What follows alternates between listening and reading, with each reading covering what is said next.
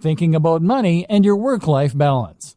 Let's start this section by referencing another classic book on this subject, The 4-Hour Workweek. The 4-Hour Workweek is a highly successful book from an author called Tim Ferriss that attempts to teach people lifestyle design. This is essentially the process of rearranging your lifestyle so that it works for you, rather than working for the system. It means getting the system to work for you so that you have more free time and more money as well. The book was something of a revelation and spawned a whole movement of digital nomads who use technology to work remotely and experience adventures across the globe as they did. Since then, it has seen various new editions and sold huge numbers, but it is still mainly only being read by entrepreneurs and budding web marketers. This is a shame, seeing as the lessons it contains can be used by anyone to great effect. Read on, and let's look at some of the best financial tips you can take from it and apply to your life, even if you are happy working in an office. The problem. Tim Ferriss starts out by explaining that not all cash is made equally. Most people measure their wealth by looking simply at the amount they make per month or per year. Tim suggests that looking at the amount you make per hour makes much more sense. In other words, if you earn $40,000 per month but work only 2 days a week, you are in a sense much wealthier than someone who earns $100,000 per month working 7 till 7, 5 days a week.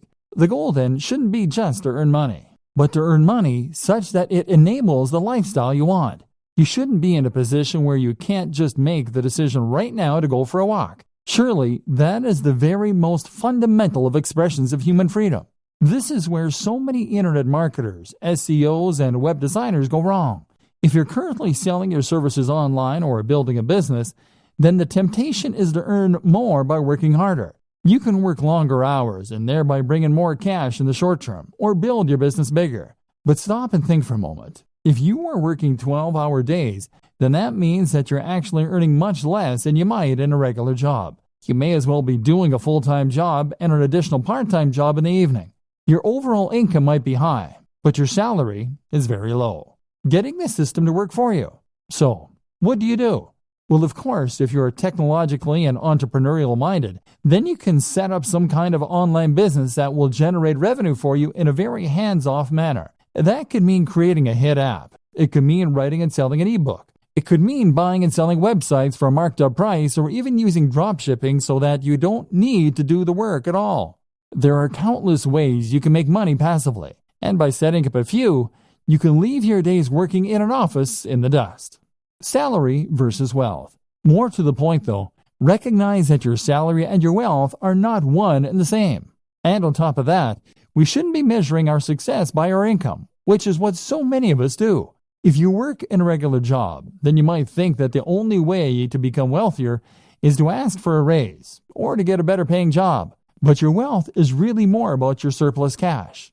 It's about how much you have in the bank. You could be earning $3 per hour but still be wealthy if you happen to have inherited $1 billion from a dead great aunt. And in just the same way, you could be considered to be wealthier if you spent less.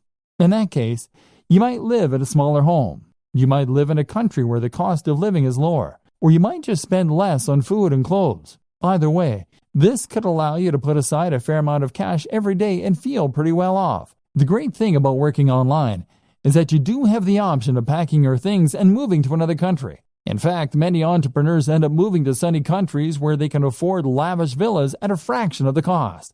Then again, you might choose to spend every single cent each month and then take out even more loans to pay for the rest. That way you can live the rich lifestyle and feel and look like the highly successful entrepreneur, despite having barely any cash in the bank. It's all up to you. It's all about what matters to you and what's important to you. And that's precisely the whole idea behind lifestyle design. It's about knowing the lifestyle you want, calculating how much money you need to support that lifestyle, and then designing your business around that. Goals. A more specific way to do this is to calculate a minimum amount you need to earn each day. This is what I do. I work until I earn $150. That's the minimum that allows me to pay my bills and to put a little aside each month. I can easily afford to buy myself the gadgets I enjoy, to go out with friends, and to work on my home. But that's me. That's based on my expenses, the cost of my mortgage, the cost of my hobbies and interests. You'll have your own target, and that's what you need to shoot for.